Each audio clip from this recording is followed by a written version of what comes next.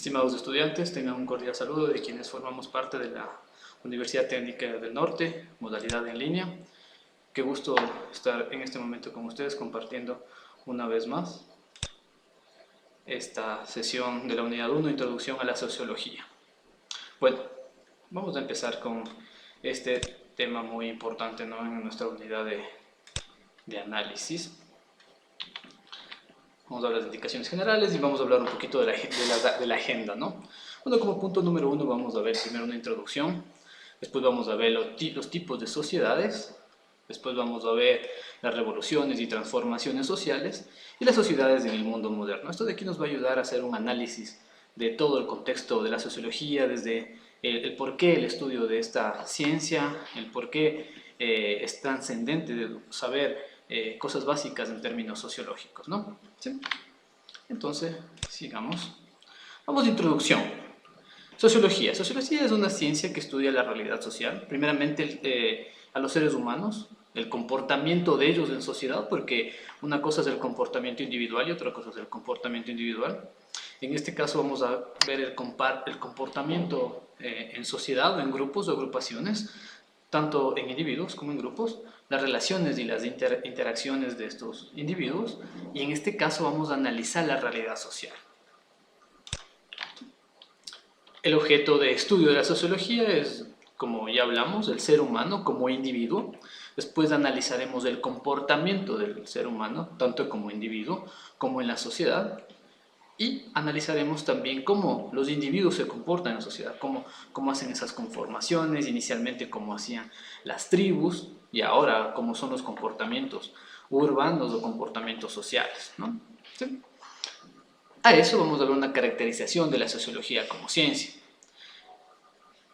En este caso, la sociología observa, plantea, considera, enfoca y critica el comportamiento de los individuos en agrupaciones, da un conocimiento de una realidad concreta, esto de aquí, ¿sí? Esa es la caracterización de la sociología como ciencia. La sociología como ciencia, primero es el objeto de estudio, vamos a hacer un pequeño resumen. El objeto de estudio es el hombre, el campo de estudio es la sociedad, las agrupaciones o la conformación de estos individuos y cuáles son los comportamientos de estos en el sistema en el que se está desarrollando. También comprueba los hechos sociales con sus propios métodos, técnicas cualitativas o cuantitativas. Al hablar de cualitativas hablamos de las cualidades y hablar de cuantitativas relacionamos con números, ¿no? Las relaciones de estos individuos y su comportamiento en base a números. También es el objeto racional de la realidad, eso es una ciencia, y además cumple las exigencias mínimas de empirismo, teoría, carácter crítico, apertura y neutralidad ética, ¿sí?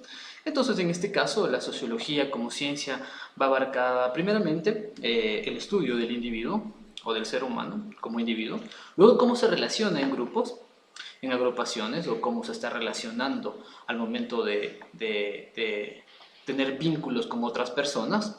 Además, quiere analizar de cómo son los comportamientos de estos, cuáles son sus características, cuáles son cosas positivas y cosas negativas de estas agrupaciones. Entonces, eso es sobre todo la sociología como ciencia, ¿sí?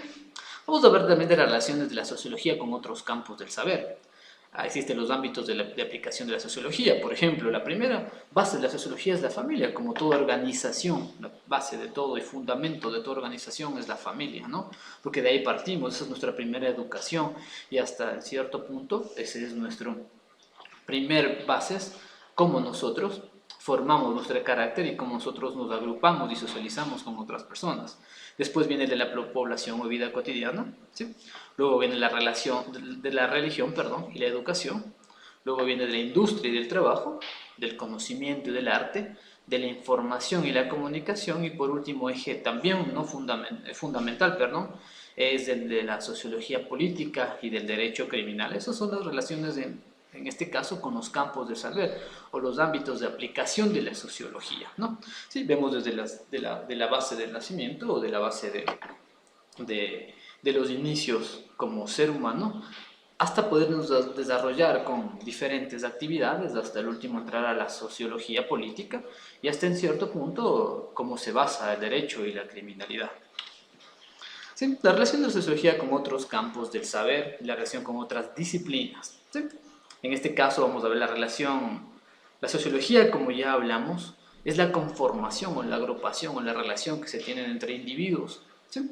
No solo un individuo, sino varios individuos. Entonces, en este campo genera economía, también genera psicología, también tiene la relación con la demografía y la antropología, el derecho y la filosofía, la ecología, la biología, hasta cierto punto la historia y las ciencias políticas. ¿Sí?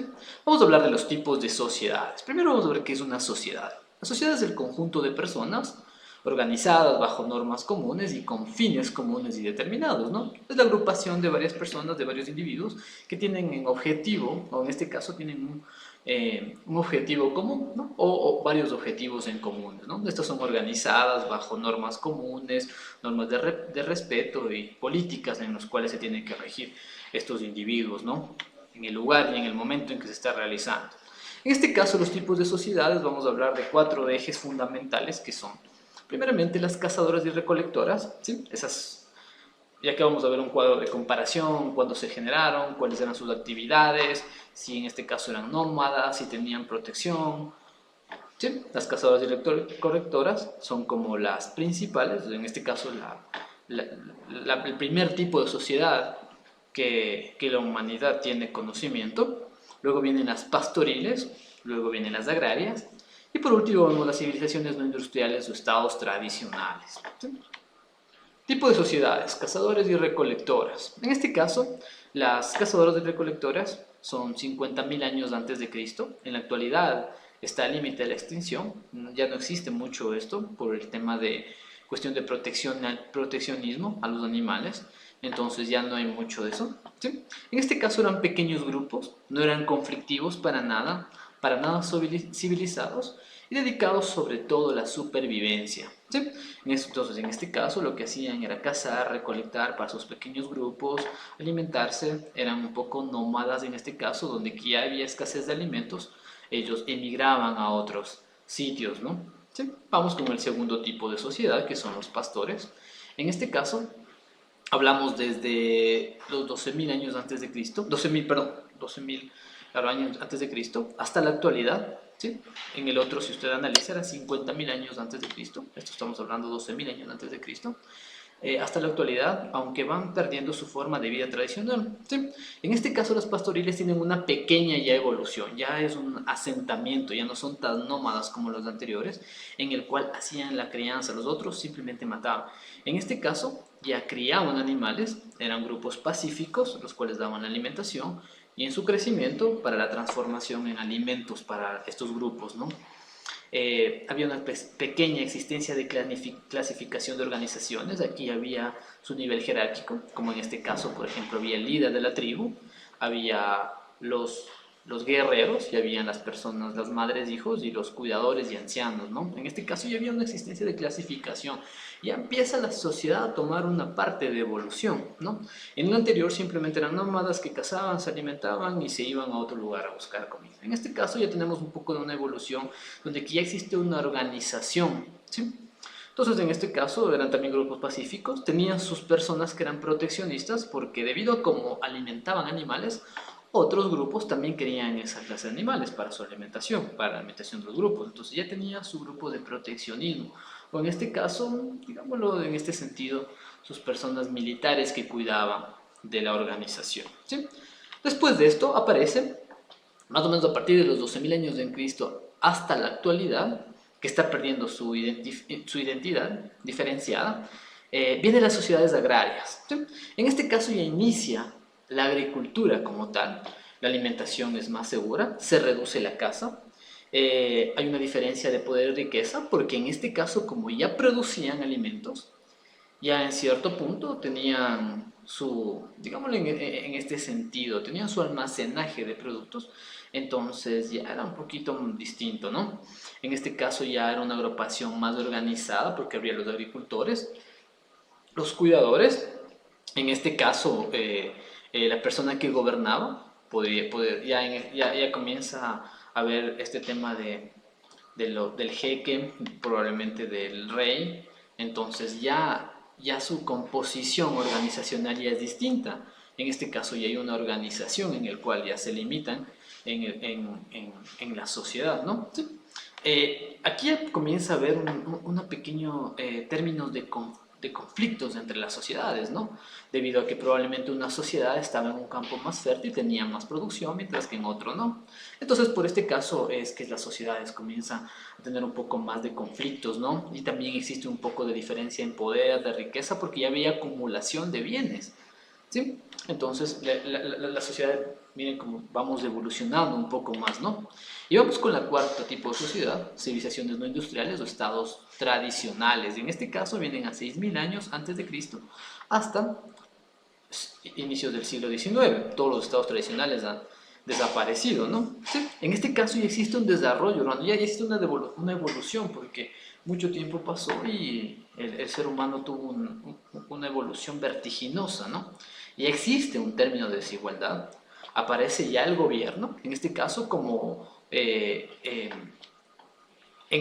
las tribus o las organizaciones sociales había una serie de caos, entonces ya deciden tratarse con un Estado democrático en el cual eligen todas estas personas, una persona que encamine o sea el líder para que lleve a esta organización, ¿no? En este caso por eso aparece el término de gobierno, ya empieza el término de los imperios, las conquistas y las luchas de clase y la guerra. En este caso, este tipo de sociedades ya son mucho más bélicas. ¿Por qué? Porque necesitan recursos. Si nosotros ponemos en comparación, los primeros no necesitaban recursos, ellos simplemente tenían recursos. En el segundo caso, ya generaban medianamente recursos, que era la alimentación de los animales. En el tercer caso, cuando ya aparece la agricultura, ya generaban sus propios recursos de alimentos, ¿verdad? ¿Sí? Entonces, en este caso ya había más, una serie de cosas más. Este tipo de sociedad es un poquito más compleja, porque ya existen términos de imperialismo, de conquista, de necesidad de recursos, ¿no? Para poder aumentar ese nivel de imperio, ¿no? Sí. Pues con eso finalizamos el tipo de recursos. Vamos con el tercer tema, las revoluciones y las transformaciones sociales. En este caso, empezamos con la revolución industrial, ¿no? Es un proceso de extraordinario desarrollo y de radical transformación económica, tecnológica y social que contribuyó a modificar la ciencia, los medios de comunicación, de transporte, así como los usos, costumbres y condiciones generales de existencia humana. En este caso, algo que toma una serie vertiginosa por el medio de la transformación de la información es la aparición del tren. ¿Sí? En este caso, anteriormente, la única manera de transporte, de transferencia de bienes, productos, servicios, capital humano y toda esa serie de cosas era solo por vía marítima. ¿Sí? Entre las ciudades había un cierto despliegue, por eso, si usted analiza, los puertos son los lugares en más desarrollo a nivel mundial. ¿Sí? Entonces, en este caso, a raíz de la aparición del tren, comienza a haber esta transformación de industria, ¿no? Posteriormente, en 1840, se extendió a Europa Occidental, Japón y Estados Unidos. Inició en Inglaterra en 1760. ¿Sí? Vamos, las causas para esta revolución industrial. Sistema político basado en monarquías absolutistas. ¿Qué quiere decir eso? Que había un rey absoluto, y punto, y seguía habiendo la jerarquía entre sus hijos, dejaba el legado a sus hijos, sus nietos, y solo esa familia era la que se apoderaba de todo, digamos, de ese reino o en aquel entonces de esa localidad. Había una monarquía parlamentaria basada en pensamiento de John Locke. Ya hablaremos más después de este pensador histórico de la sociología. División de poderes también, las libertades individuales y el derecho al respeto y la propiedad privada. Se originó una clase social que era la burguesía y la capitalista, donde el capitalista era el que mandaba porque manejaba recursos. Luego hubo una revolución agrícola y el éxodo rural y aparición del proletariado urbano. ¿Sí? Estas son las causas principales de las transformaciones sociales, en este caso la revolución industrial. Las consecuencias: hubo una renovación tecnológica, menos costos de producción, más ganancia y productividad, producir más de menos tiempo. ¿Sí? Todo esto lo que estamos hablando es para ver cómo nosotros estamos en la actualidad, ¿no? ¿Qué estos cambios han hecho en la actualidad y hacia dónde nos estamos dirigiendo con estos cambios? Se dice que de las profesiones que hoy en día están siendo utilizadas, probablemente el 40% de esas profesiones desaparezcan en 10 años por el uso de la tecnología. ¿Sí? Consecuencias. La máquina de vapor de James Watt inventó el cambio al mundo, lo que habíamos hablado inicialmente, la explotación al proletariado, ¿sí? La mano de obra, las mejoras en vías de acceso y creación del ferrocarril. Las consecuencias. En lo económico se generó el capitalismo, o se origina en aquel entonces. En lo político, la formación de gobiernos liberales y la creación de un nuevo mapa político a escala. En lo tecnológico, nuevas fuentes de energía y producción en cadena, y desigualdades sociales y duras condiciones de vida. ¿Sí? Eso sobre todo son las consecuencias más atroces de la revolución. ¿Sí? Entonces vamos a empezar ahora con la revolución rusa, ¿sí? Las causas de la revolución rusa. Gobernada por una monarquía autócrata ejercida por un zar, ¿sí? Apoyada por la nobleza, el clero, el ejército y la burocracia y la política militar. ¿Sí? En este caso el pueblo era doblegado hacia este término político. Las clases sociales pequeña, cúpula poderosa y una gran masa de campesinos y obreros pobres de clase media apenas existía. La economía se basaba en la agricultura. En 1898 se crea el Partido Obrero Socialdemócrata de Rusia en contra del zarismo, ¿sí? Porque estaba gobernado por personas de mucho dinero, que ellos simplemente se enriquecían cada vez más y el pueblo simplemente vivía a costillas de ellos. En 1903 en Londres se conforman dos fracciones, los bolcheviques liderados por Lenin y los mencheviques liderados por Yuri Martov. ¿Sí? Entonces en este caso comienza el término de la Revolución Rusa. Y a partir de eso hay grandes transformaciones, porque en los últimos 100 años fueron las más grandes transformaciones que ha tenido el ser humano en toda su historia. ¿Sí? Revolución Rusa. Ya, marcha pacífica conocido, Domingo Sangriento. ¿Sí? Aquí vamos a hablar del tema de las consecuencias. Luego vamos a hablar un poco de estos términos que usted puede ahondar en la bibliografía que les compartimos. Vamos a terminar un poco con el término de la Guerra Fría. ¿Sí?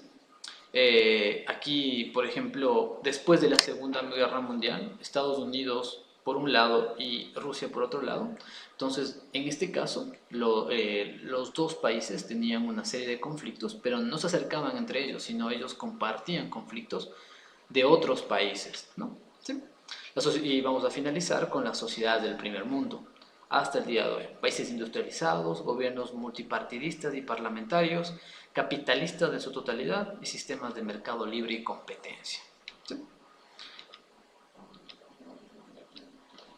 Y terminamos con las sociedades en desarrollo global. Proceso de globalización, desarrollo tecnológico, información en tiempo real, incremento de turismo, difusión de aspectos culturales, favorece el intercambio comercial. Esas son las cosas positivas, mientras que las cosas negativas en el desarrollo global, los países sin globalización no acceden al desarrollo, un aumento de desempleo y el poder financiero que afecta a empresas y a estados. Daño ambiental, ¿sí? Eso es lo que afecta en las sociedades de desarrollo global. ¿Sí? Bueno, con eso hemos finalizado, hemos compartido un poco de la primera unidad, en este caso, de sociología. No se olviden en caso de que usted necesite algo de información extra o tiene alguna duda o inquietud, por favor, ayúdenos con nuestro trabajo colaborativo en dudas y inquietudes. No se olvide también de cartelera en línea. Aquí tenemos la comunicación oficial del sistema virtual, ¿sí?